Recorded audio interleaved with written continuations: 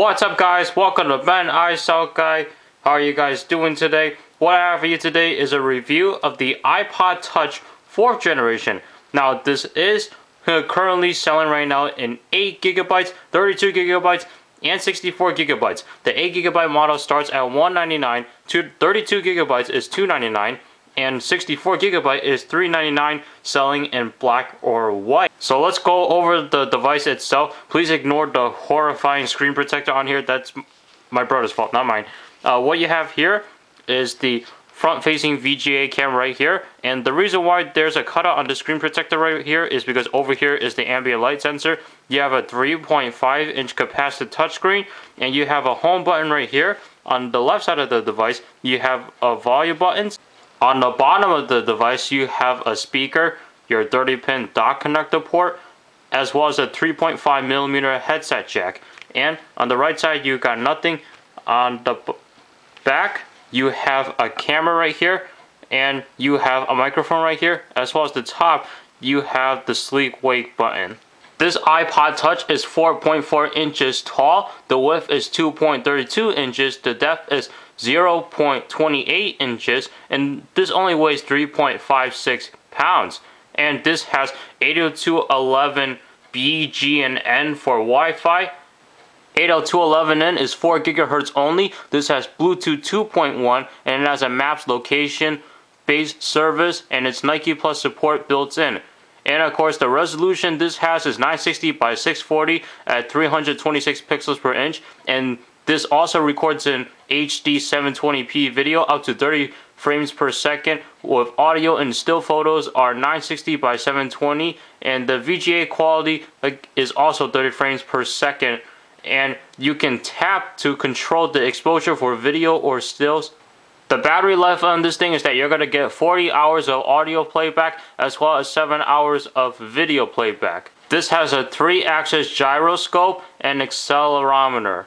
So let's talk about the design of the iPod Touch. As you can see, it is razor thin. I mean, look at this compared to the iPhone 3G, and for exterior purposes, you can also consider this the iPhone 3GS. This is actually thinner than the iPhone 3G, 3GS, as well as thinner than the iPhone 4 and the 4S. It is razor thin. Now, compared to the last generation iPod Touch, which you should be seeing some pictures over here. So, compared to the last generation iPod Touch, the last generation was thin, the second and third generation models. However, it has gotten much thinner, and it has gotten a newer design because now it's more taper on the edges right here, and the volume buttons are actually separate, so it's not a volume rocker anymore. And the sleep wake button has moved from the left side to the right side, and there was no speaker on the Chrome itself. It was actually integrated into the dock connector itself. Not to mention, this contains the Retina display, whereas the last generation iPod Touch was only 480 by 320. Let's take a look at the operating system this is running. So this is currently running iOS 5.1, as you can tell, because you got the camera icon right here. And what it is, you basically just tap on it, and then you slide it up, and then you get into your camera roll. And then if you don't have a passcode on, you can tap the home button, and it'll take you directly back into the home page itself. And you can tell this is running iOS 5.1, so let's go into settings right here. As you can see, the switchers do look different compared to iOS 4, and we can go to general, about. As you can see, this is running iOS 5.1. Also, it does have the software update feature that you can just do it over Wi-Fi. And of course, this iPod Touch still has all the features that are contained in iOS 5, as well as this drop-down menu right here. And also, it still has the voice control feature that you would find on the iPod Touch 3rd generation, as well as the iPhone 3GS. So you just hold down the home button. No, this is not Siri. And then you can basically tell it to FaceTime this person, play this song, play this video, next track, what's playing. And it actually shows you the commands that are spreading right here. This does record video, so what I'm going to do is cut it right here and actually show you guys some video footage as well as some still pictures just by using the rear-facing camera itself.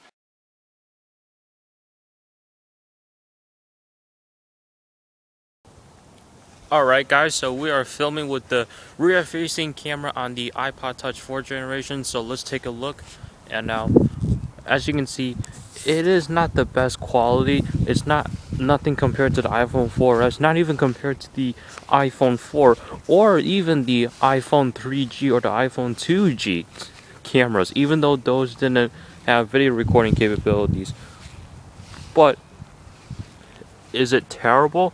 Not really. I mean, there are like some feature phones who have like a 3.2 megapixel sensor, but their camera is terrible on there. So as you can see, and this doesn't have tap to focus. All it has is tap to affect the auto exposure, and it is very shaky right now. Overall, what do I think about the iPod Touch? I actually think this is a great device, especially for those who don't want an iPhone, but they want an iOS device that is small and pocketable if they can't fit an iPad in their pocket, which no one can actually. And they could just basically go with the iPod Touch because it is really thin. It is really nice for music playback as well as video playback. Now, though, one drawback that I have about this is that the battery life on here is not it's not that great on here. Now, that's due to the fact that it is a thinner design, so you're going to experience a much longer battery life on the iPhones because they do have a thicker design compared to the iPod Touch, whereas it is razor thin. Now, Apple claimed that you're going to get 7 hours of video playback on this thing, and generally, when I was using this before I let my brother keep it for his own when I got the iPhone 3G, I generally got about 4 hours of battery life, and he actually told me that the battery life has worsened ever since the 5.0 software update. So I don't know what's happening right there, but just expect the battery life not to be what Apple claims it to be. Now, would I recommend this device? Yes, I do recommend this device. Now, would I use it on a daily basis? Well, even though this does have the newer updates, 5.0 and all that, I would basically just stick with this iPhone 3G if I'm never going to get an iPhone 4S or won't be able to get one for a while, because here's the reason why. As you can see, the iPod Touch, it is really thin. Now for me, it does feel great, but because that the iPod Touch is so thin and it's very light, it makes me nervous holding on to this thing because since it's very thin, I feel like it's going to drop out of my hand or fall out of my hand. And even with this crappy case on, I still feel like it's going to fall out of my hand. A device like this, I would get a OtterBox Defender series. But the one thing I don't like about OtterBox is that the silicone skin on there, it's very tacky, so you get like so much lint on it, which is why I would much rather go with an iPhone and then get like a basic case, like the Switch Easy Capsule Rebel Spec Candy Shell, Life-Proof case. No, Life-Proof, they're almost as thick as the OtterBox.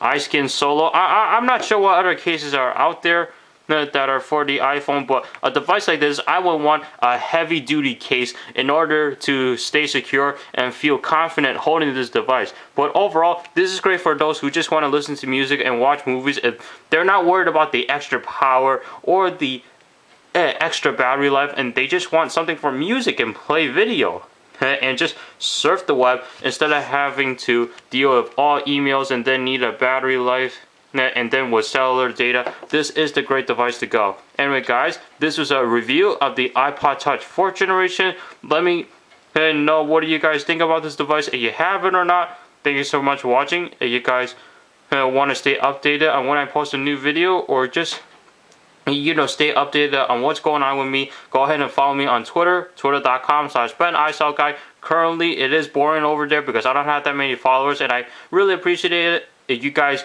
follow me on Twitter so that way I can communicate with you guys. And go ahead, click my logo at the top right hand corner to subscribe to my YouTube channel if you haven't yet. And stay tuned to the end of this video so you get the annotation link to click on to my last video that I have done. And I will see you guys in the next video.